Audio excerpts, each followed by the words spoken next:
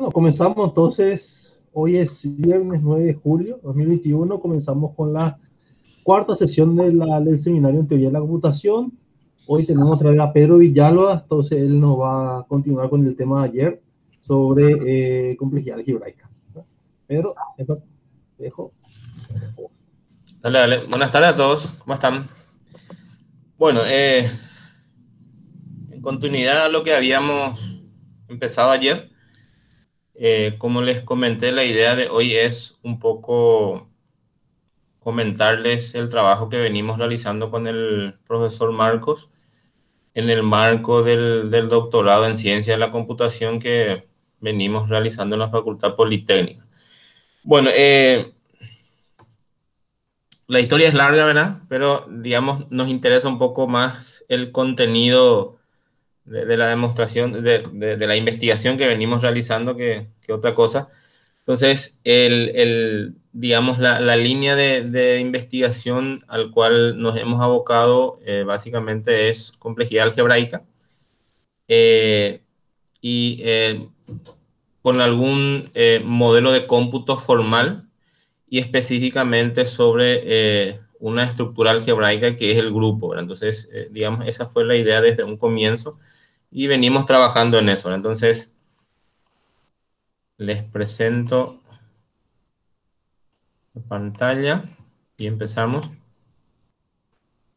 Bueno, como hemos dicho ayer, este trabajo reúne un poco algunos conceptos eh, algebraicos, eh, conceptos topológicos y también conceptos netamente digamos, de ciencias de la computación, o sea, complejidad algebraica, ¿verdad? Entonces, eh, el programa, el modelo de cómputo con el cual nosotros hemos venido trabajando, lo hemos traducido nosotros como programa de evaluación, Striling Program, ¿verdad? Eh, ya un poco especializado en grupos, ¿verdad? Son modelos de cómputos que se han utilizado ya en varias investigaciones sobre diferentes estructuras algebraicas, ¿verdad? Entonces, nosotros nos pareció interesante y de hecho es interesante los resultados que se pueden obtener de este modelo de cómputo sobre grupos, ¿verdad? Específicamente nos interesa un poco hacer una cierta comparación entre la complejidad o la dificultad o el costo de computar con estos programas en estructuras algebraicas que son, por un lado, conmutativas y por otro lado, las no conmutativas, ¿verdad? Como les mencioné, básicamente nos abocamos a trabajar sobre grupos, ¿verdad? Bueno,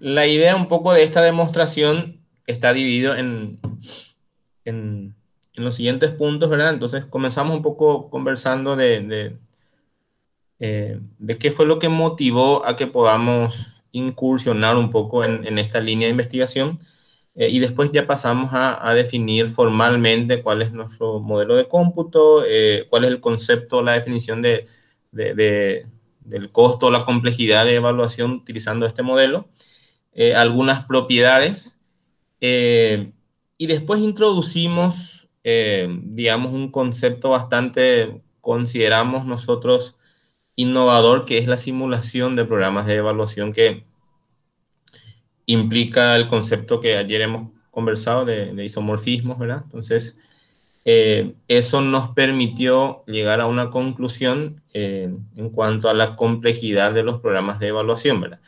Y después, la última parte, hacemos una incursión un poco, ya dotándole a nuestro grupo de una estructura topológica, cómo se puede interpretar los resultados que hemos obtenido, cómo, o sea, si podemos conseguir más resultados a partir de eso, ¿verdad? Entonces, estamos en ese proceso, estamos en ese camino, entonces la idea es mostrarle un poco en líneas generales esto que les mencioné, ¿verdad? Bueno, entonces, como les comenté, la idea desde un comienzo fue hacer una cierta comparación entre el, la evaluación o la aplicación o el cómputo en estructuras algebraicas que son conmutativas versus las que no son conmutativas, ¿verdad? O sea, cómo influye esa estructura algebraica con relación al cómputo que se pueda realizar mediante este modelo de cómputo, ¿verdad? Que nosotros le denominamos complejidad de evaluación. Entonces, hacemos una comparación, tenemos un resultado relacionado a eso. De hecho, uno sabe, ¿verdad?, que existe o sea, es evidente que existe una diferencia cuando uno trabaja en una estructura conmutativa y no conmutativa, ¿verdad? Por ejemplo, un simple ejemplo nada más, si consideramos este polinomio. Entonces, este polinomio en un mundo conmutativo, digamos, en una estructura conmutativa, tiene una forma, ¿verdad? Y de hecho, el mismo polinomio, basándonos en otra estructura no conmutativa, la expresión del polinomio es diferente, ¿verdad? Entonces, en definitiva, tiene que haber una diferencia en el sentido de computar en una estructura y computar en otro tipo de estructura, ¿verdad? Que es lo que nosotros denominamos la complejidad de evaluación.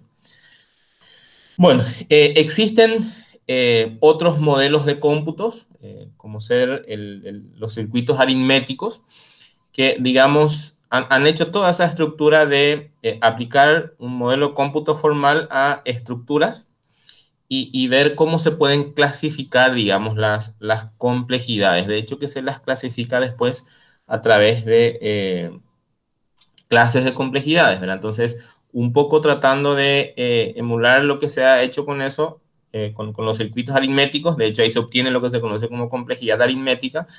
Nosotros intentamos hacer lo mismo con los programas de evaluación, ¿verdad? Entonces, un circuito aritmético es sobre un campo F y un conjunto de variables X, ¿sí? Es simplemente un grafo acíclico dirigido en donde cada nodo es denominado puerta o compuerta, ¿sí? Los nodos de grado de entrada 0 son etiquetados con los elementos del campo y las variables, y los demás nodos de grado de entrada mayor a 0 lo etiquetamos con las operaciones, ¿verdad? El tamaño de un circuito aritmético, que lo interpretamos como la cantidad de aristas que tiene el grafo, ¿verdad? Entonces, uno puede concluir que cualquier polinomio con variables en el conjunto X y coeficientes en el campo F es computado por algún circuito aritmético. Es decir, todo lo que es computado por un circuito aritmético también lo podemos interpretar como un polinomio definido en esa estructura, ¿verdad? Entonces, en este caso en particular, si nos fijamos, tenemos que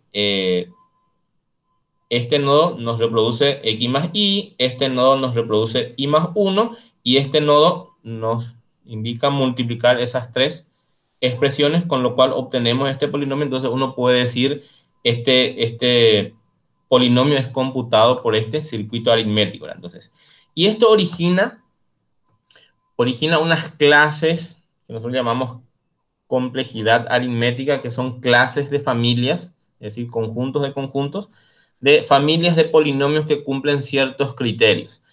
Bueno, estas clases de complejidades se denotan por VP y BNP. El P y NP es el famoso problema conocido por todos, y B es por Valiant, quien, digamos, lo empezó a utilizar en uno de sus trabajos seminales.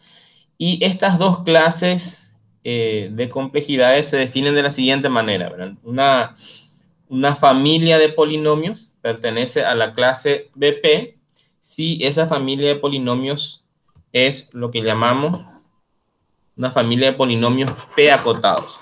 Una familia de polinomios se dice que son P acotados si existe un polinomio T entre los naturales, tal que para todo n, el número de variables de cada polinomio de la familia y el grado de cada uno de ellos está acotado superiormente por T de n, y existe un circuito aritmético de tamaño también acotado superiormente por T de n que computa Fn, o sea, cada polinomio de la familia. Bueno, la otra familia, su definición es un poco más técnica, ¿sí? Lo vamos a ver igual. Entonces, una familia de polinomios pertenece a esta clase si esta familia de polinomios es es P definible. Una familia de, P, de polinomios se dice que es P definibles si existen dos polinomios, T y K, de los naturales a los naturales acotados, y existe una familia en la clase de P tal que para cada n, fíjense, esta igualdad lo que nos dice es que de alguna manera estos miembros de esta familia son iguales a algún miembro de esta familia que está en la clase de P con cierta reorganización entre sus índices y sus variables, ¿verdad? Entonces, eso significa que la familia pertenezca a la clase BNP.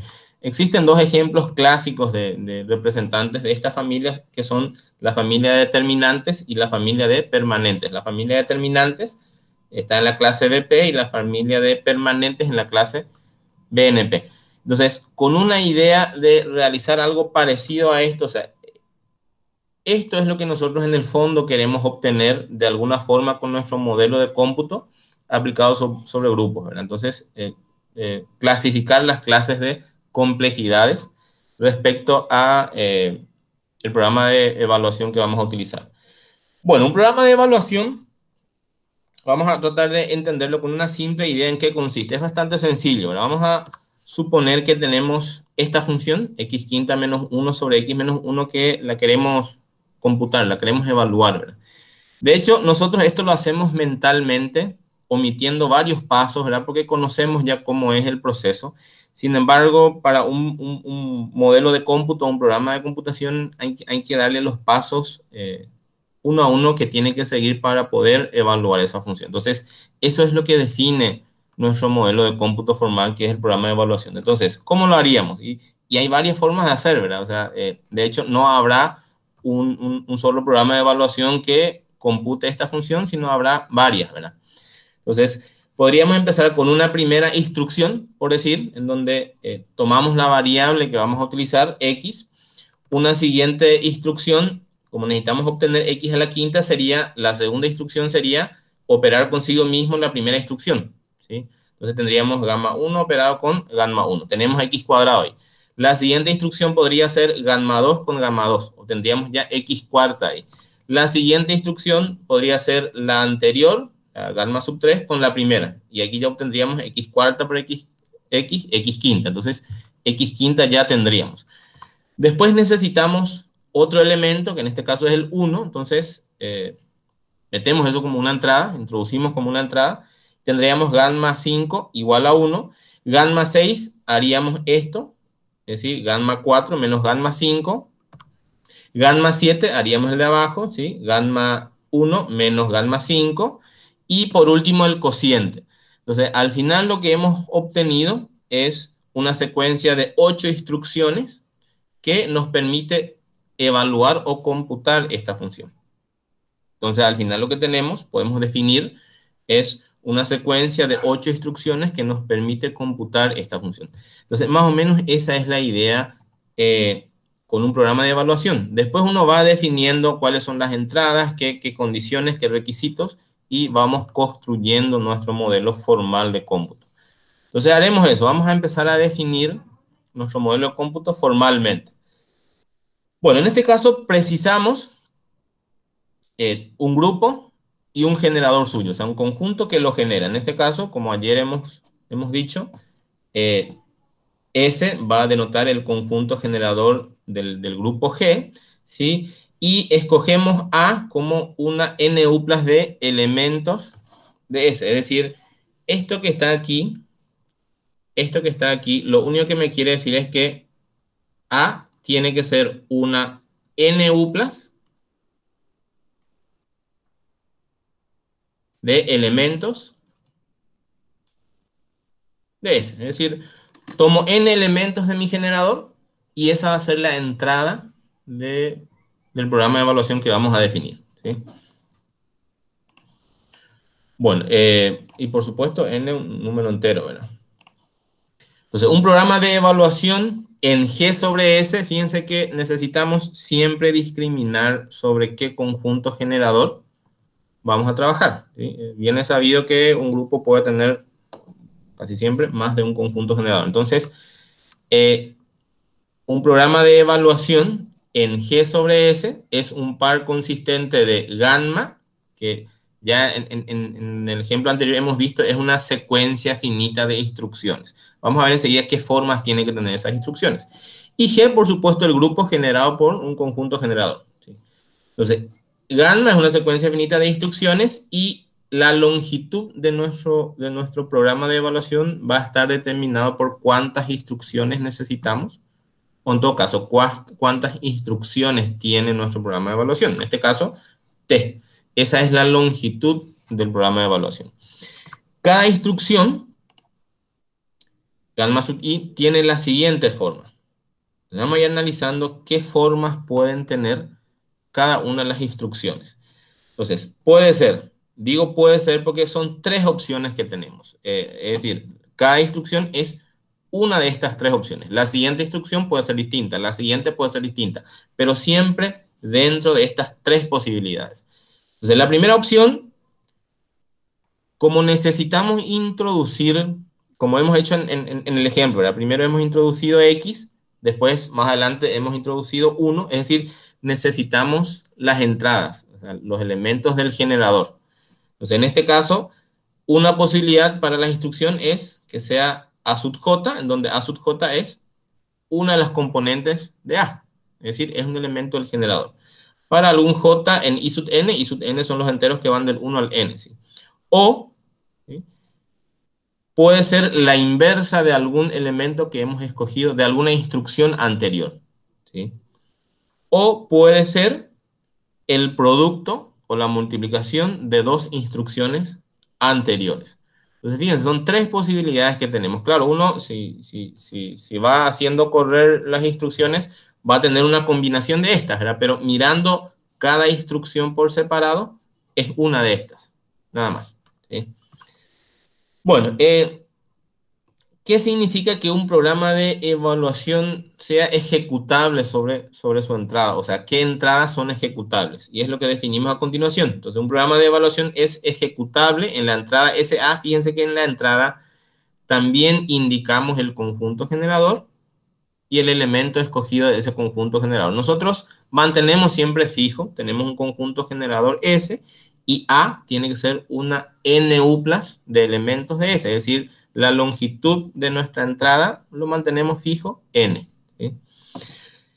Con salida, y por supuesto, la salida de cada entrada tiene que coincidir con la longitud del programa de evaluación, porque al final de cuentas, estos son funciones que al evaluarlas digamos, en el punto A, ¿sí?, o la entrada A, nos van a dar resultados intermedios, ¿sí?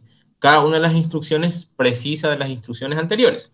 Entonces, ejecutable en la entrada SA con salida B, que es una TU+ de elementos de G. Es decir, acá tengo una productoria de G consigo mismo T veces, ¿sí? Esto hay que interpretarlo así. Esto, o sea, si no hay posibilidad a confusión, es mucho más fácil escribirlo así, ¿verdad? Pues entendemos eso. Solo que, por ejemplo, si uno toma un subconjunto de un grupo, no es lo mismo escribir h al cuadrado que h por h. Entonces, un poco para evitar confusión, utilizamos esa nomenclatura más fea que los demás, pero la idea es que se entienda bien, ¿verdad? Entonces, si cada una de estas salidas corresponde a una instrucción, entonces decimos que el programa de evaluación es ejecutable en la entrada SA, ¿sí? Bueno, esto lo denotamos escribiendo de esta manera, que la salida B es igual al programa de evaluación evaluado en esta entrada SA, ¿sí? Bueno, vamos a tomar dos ejemplos de los que hemos hablado ayer.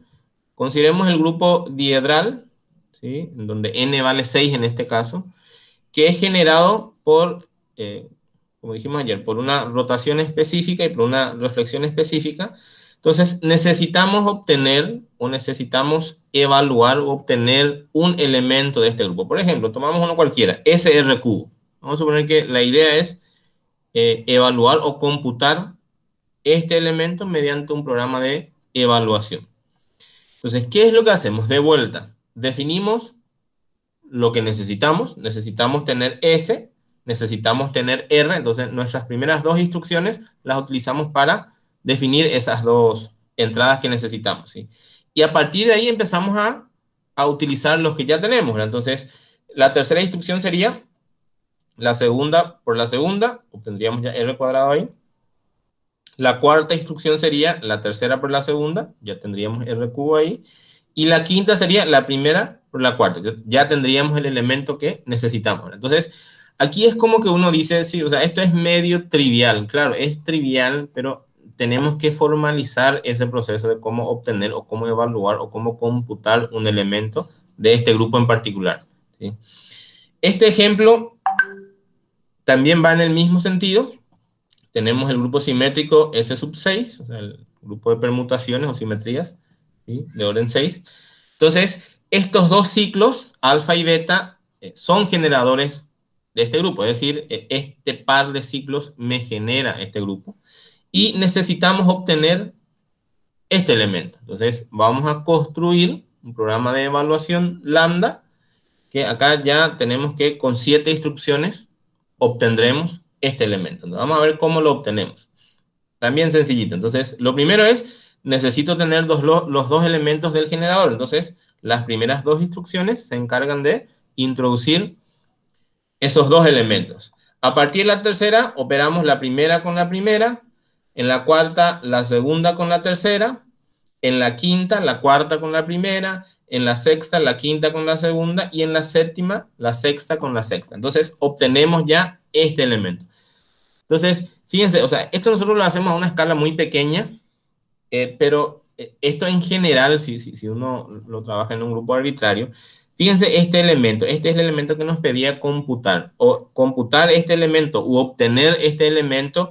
De hecho, desde un proceso uno a uno, digamos, o sea, vamos haciendo exactamente como nos pide acá, nos llevaría mucho más pasos de lo que nos lleva este programa de evaluación. Entonces, básicamente en eso radica un programa de evaluación. Después veremos más adelante algunos resultados ya obtenidos años, décadas atrás, relacionados al costo de evaluación de algún elemento de un grupo, ¿verdad?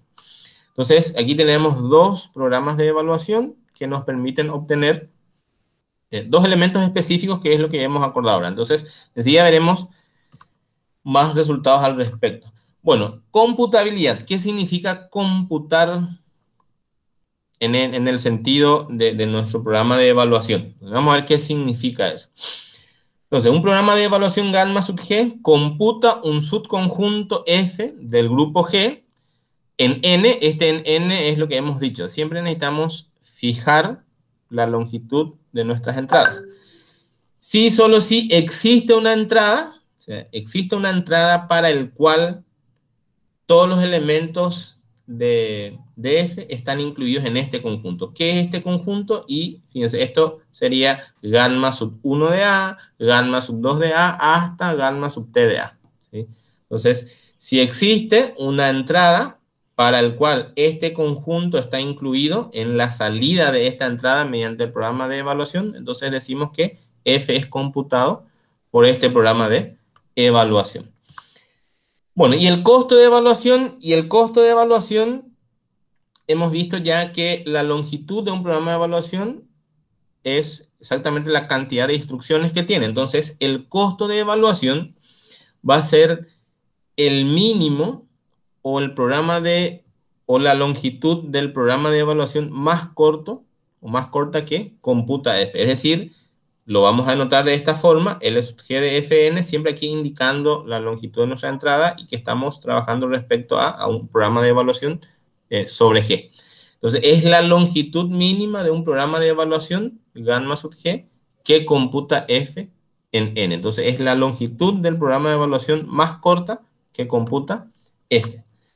Por supuesto, si F no es un subconjunto de G, nunca podremos computar todos los elementos de F, ¿verdad? Porque acuérdense que nosotros estamos definiendo los programas de evaluación sobre el grupo G. Entonces, si hay elementos fuera de G, y bueno, nuestro programa de evaluación no lo va a poder computar.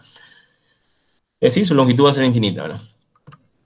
Bueno, el resultado que les comenté es un resultado publicado en un artículo hecho por Baba y Semeredi, ya allá por el año 84, o sea, cerca de 40 años ya, donde nos dice que en un grupo de orden n, ¿sí?, el costo de evaluación de cada elemento de ese grupo está acotado superiormente por esta expresión. O sea, o sea, la longitud mínima de un programa de evaluación que computa un elemento de G en particular siempre va a estar acotado superiormente por esta expresión, ¿sí? Entonces, nos da una cota superior del costo de evaluación. Bueno, vamos en este sentido de la computabilidad y el costo de evaluación, vamos a considerar los dos ejemplos que hemos mencionado ya. Entonces, el primer ejemplo, gamma sobre el grupo diedral.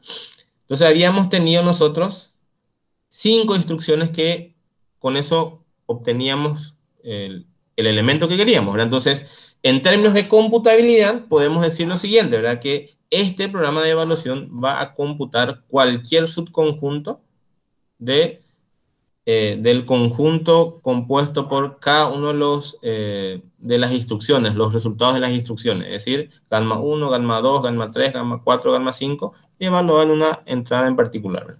Entonces, va a computar cada uno de los elementos o cada subconjunto de este conjunto. Lo mismo vemos para lambda, ¿verdad? Lambda, que era un programa de evaluación sobre el grupo simétrico. Hemos visto que con 7 instrucciones conseguíamos ya nuestro elemento requerido. Entonces, este programa de evaluación va a computar cualquier subconjunto de este conjunto. Entonces, todos los subconjuntos de este conjunto son computados por lambda en un programa de evaluación sobre S sub 6. Bueno, como les dije, o sea, aquí los ejemplos son relativamente triviales, sencillos, porque, bueno, trabajamos con grupos bastante pequeños, ¿verdad? Porque si no, esto sería una locura tratar de realizarlo. Bueno, algunos resultados relacionados a los programas de evaluación son los siguientes. Si un programa de evaluación gamma sub G computa un conjunto generador de G, ¿sí? Si nos ponemos a pensar, cada conjunto computado por un programa de evaluación es finito, entonces ya fácilmente uno puede decir, entonces G es finitamente generado. ¿Por qué? Porque su conjunto generador va a ser finito. Si gamma sub G y lambda sub G son dos programas de evaluación sobre un mismo grupo G que computan dos subconjuntos de G, F1 y F2, en N, entonces podemos construir a partir de estos dos programas que tenemos otro programa de evaluación que compute, por ejemplo, la unión de estos dos conjuntos. Y ya ahí la longitud de la entrada va a ser 2n, y la longitud del programa de evaluación que construiríamos a lo sumo sería la longitud o la suma de las longitudes de estas dos, ¿sí? Sería a lo sumo porque, bueno, algunas instrucciones pueden repetirse, algunos resultados pueden repetirse, entonces no necesariamente va a ser la suma de sus longitudes.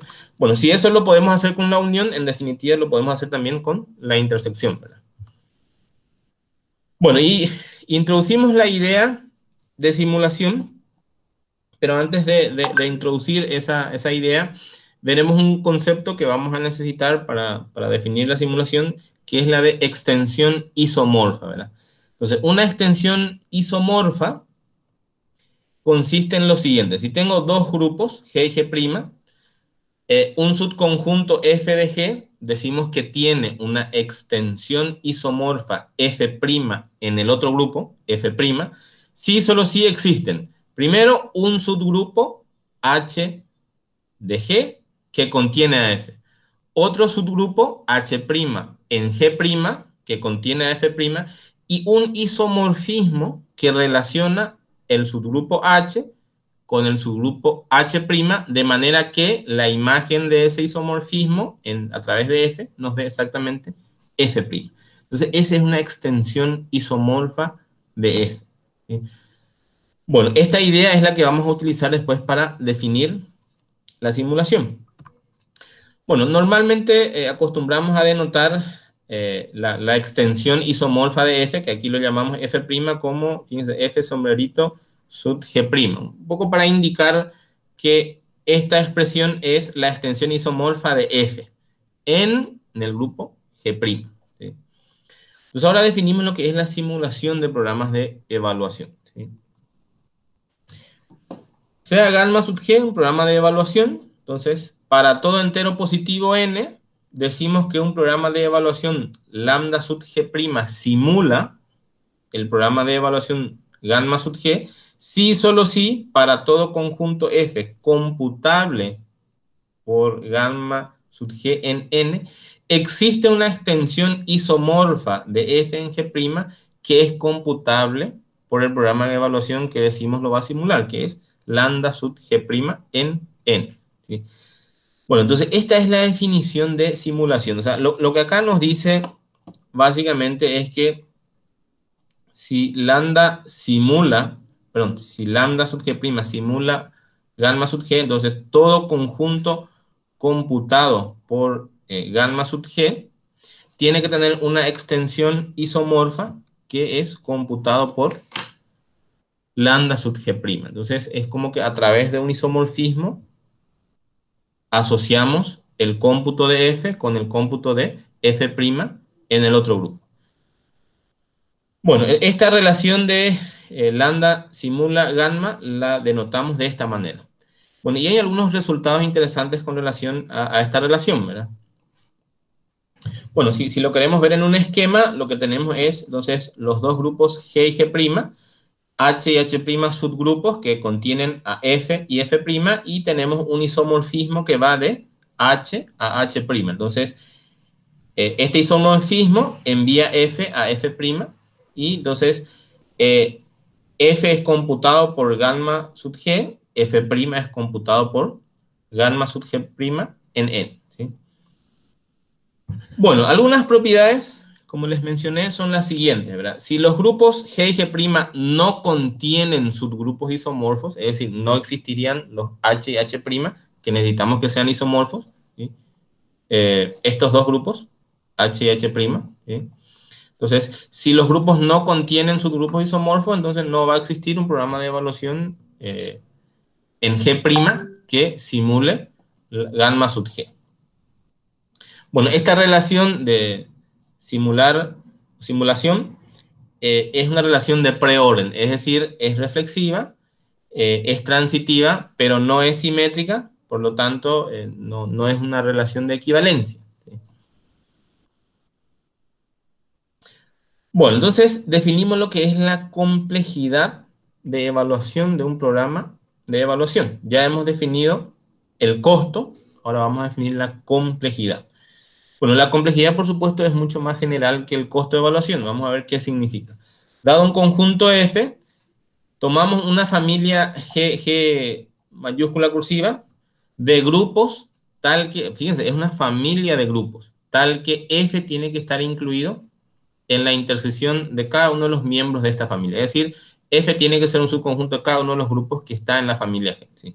Entonces, la complejidad de evaluación de F respecto a esta familia, nosotros el costo de evaluación lo habíamos visto respecto a un solo grupo. Aquí lo que hacemos es juntamos un montón de grupos, todos grupos que le contienen a F como subconjunto, y calculamos la complejidad con relación a toda esa familia, a todos los elementos de esa familia.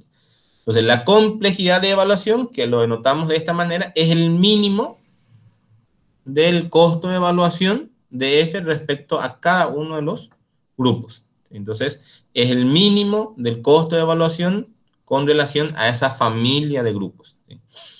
Bueno, y ahí nos interesan dos complejidades en particular. Podemos tomar o denotar por C la familia de todos los grupos conmutativos que contienen a F, es decir, en esta familia G estarán todos los grupos conmutativos que contienen a G, entonces L sub C sería la notación para la complejidad conmutativa, y si N denota la familia de todos los grupos no conmutativos que contienen a F, entonces L sub NC, ¿sí? Sería la clase de complejidad no conmutativa o la complejidad no conmutativa de F.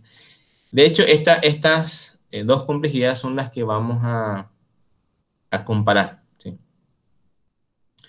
Bueno, si la familia G' está incluido en la familia G, de hecho, la complejidad en G va a ser menor o igual a la complejidad en G'. Claro, porque acá tengo mayor cantidad de grupos, por lo tanto, lo más probable es que la complejidad sea menor, ¿sí? O igual, ¿sí? Por eso menor o igual.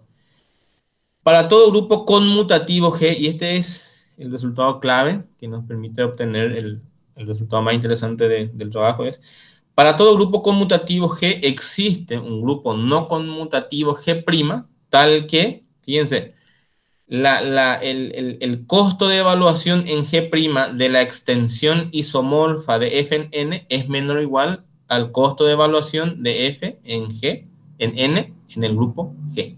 ¿Sí? Entonces, aquí utilizamos el hecho de que tenemos una simulación, una extensión isomorfa para realizar estos cómputos. Bueno, y esto nos permite decir que la complejidad no conmutativa de la extensión isomorfa de un conjunto es siempre menor o igual a la complejidad conmutativa del conjunto. Entonces, este es un resultado bastante interesante.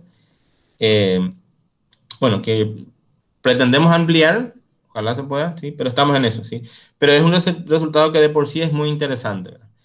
Bueno, y ahora, digamos, lo que haremos es, a todo esto le pondremos una estructura topológica. O sea, vamos a cargarle a nuestro grupo de una estructura topológica a ver qué podemos obtener o qué resultados vamos obteniendo. De vuelta, G tiene que ser un grupo generado por S. Entonces, un programa de evaluación gamma en G sobre S de longitud T y con entradas de longitud N, mantenemos esas restricciones, lo podemos interpretar de la siguiente manera. O sea, la forma en la cual encaramos, definimos, cambiamos un poco, tiene que ser la misma, o sea, la forma de interpretar nada más es la que cambiamos. La definimos de la siguiente manera, entonces.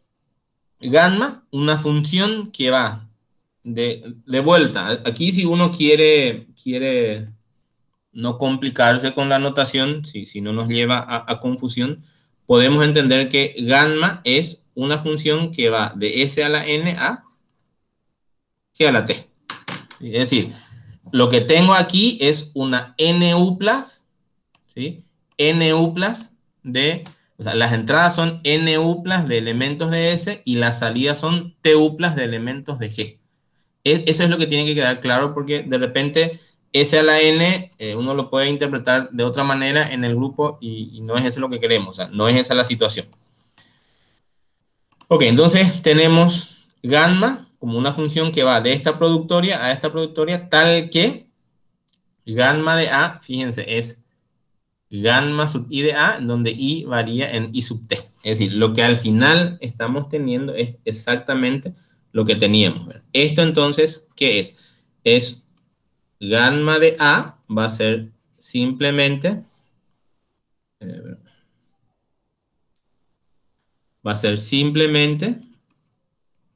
una TU+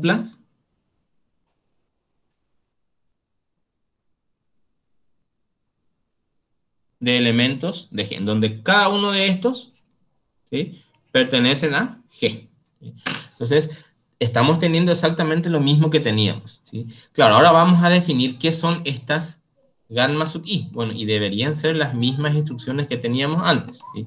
Entonces, donde para cada I, gamma sub I es una función de vuelta que va, si queremos interpretarlo, queremos entenderlo mejor, de S a la N a G, se define como, bueno, gamma sub I de A, exactamente como antes, es o una componente de A, porque acuérdense que nosotros, como gamma sub I va de esta productoria, entonces un elemento, o sea, gamma sub I aplicamos a una NU+ de elementos del generador. Entonces, o es una de esas componentes, para algún J menor a I, no, aquí no hace falta que J sea menor a I. Okay, lo corrijo después. Okay. Bueno, alguna componente de A, alguna inversa de alguna instrucción anterior o algún producto de instrucciones anteriores. Exactamente así como habíamos definido antes. Entonces, yo fijo I, ¿sí? Si fijamos I, vamos a suponer que fijamos I sub 0, entonces gamma sub I sub 0 o es esta función, o es esta función, o es esta función. No es que gamma sub i sub 0 va a ser este y este, no, o sea, es uno de ellos. ¿Ok? Bueno, la computabilidad, o sea, ¿cómo entendemos ahora ese concepto de computabilidad que hemos visto? Entonces, dado un programa de evaluación gamma en G sobre S, entonces diremos que gamma es computable o que computa un elemento si ocurre lo siguiente. Entonces, cualquier elemento del grupo, cualquier elemento G del grupo es computable por gamma si existe una NU+ de elementos del generador, es decir, un A que esté en la productoria de S, tal que G es igual a, fíjense, G es el resultado de alguna de las instrucciones evaluado en A. ¿Sí? Es decir, alguna de las instrucciones de mi programa de evaluación me tiene que dar G, entonces yo digo que G es computable por gamma. Entonces, alguna instrucción, no hace falta que sean ni la última ni ninguna. Alguna instrucción me tiene que dar G, entonces yo digo que G es computable por el programa de evaluación. Y para un subconjunto, y bueno, la misma idea aquí, un subconjunto es computable por gamma si cada uno de sus elementos es computado por gamma. O sea, utilizamos esta idea y al final lo que tenemos es que F es computable por gamma si existe A, una NU+ de elementos de S, tal que F está incluido en esta unión. Es decir, acá lo que me dice simplemente es que F está incluido,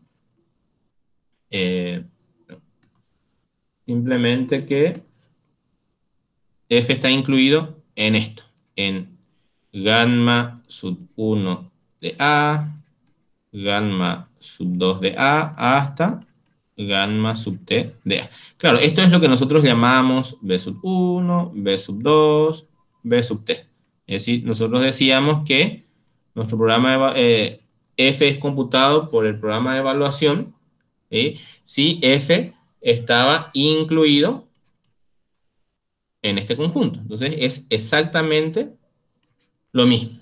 ¿Ok? Bueno. Bueno, y después algunos resultados que hemos ido obteniendo, ¿verdad? Si F es, fíjense que hasta aquí no hemos hablado de la estructura topológica que tiene el grupo, ¿verdad? Pero en fin, lo vamos a ir viendo.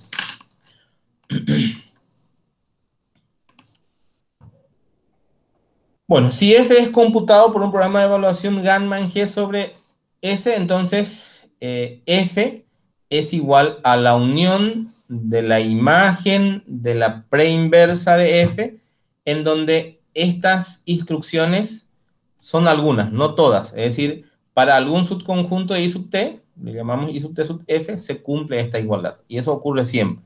¿Sí? Y esto tiene, digamos, su importancia dentro de lo que es complejidad algebraica, ¿verdad? Que son cuestiones bastante técnicas, pero interesa esto. Bueno, ahora sí. Si nuestro grupo en cuestión es topológico, entonces iremos viendo algunos resultados. Como les digo, nosotros seguimos trabajando con esto hasta el día. Entonces, hay resultados que no he puesto aquí porque, bueno, necesitamos tener todavía cierta certeza o algunos resultados más para poder mostrarles. Primero, y estos son resultados bastante interesantes, pero son inmediatos, ¿verdad? Que si el grupo es topológico, entonces cada una de las instrucciones, estas que hemos definido, estas, ¿sí? Cada una de estas son funciones continuas. ¿Sí? Eso es interesante, ¿verdad? Aporta mucho. Y también que el programa de evaluación que hemos definido como una función que va de esto a esto, es decir, de esta productoria a esta productoria, también es una función continua. Entonces, estos sí ya son resultados bastante interesantes. Bueno, si G es un grupo topológico, bueno, y estos son algunos resultados que ya los tenemos, ¿verdad? Si G es un grupo finito, las cosas son mucho mejores, entonces, y F es un subconjunto computado por un programa de evaluación en G sobre S, entonces la clausura de F es también computado por algún programa de evaluación. ¿Sí? Normalmente este programa de evaluación se construye sobre el que teníamos aquí. Si F es un subconjunto de G, es computado por un programa de evaluación en G sobre S, entonces F es un subconjunto compacto de G.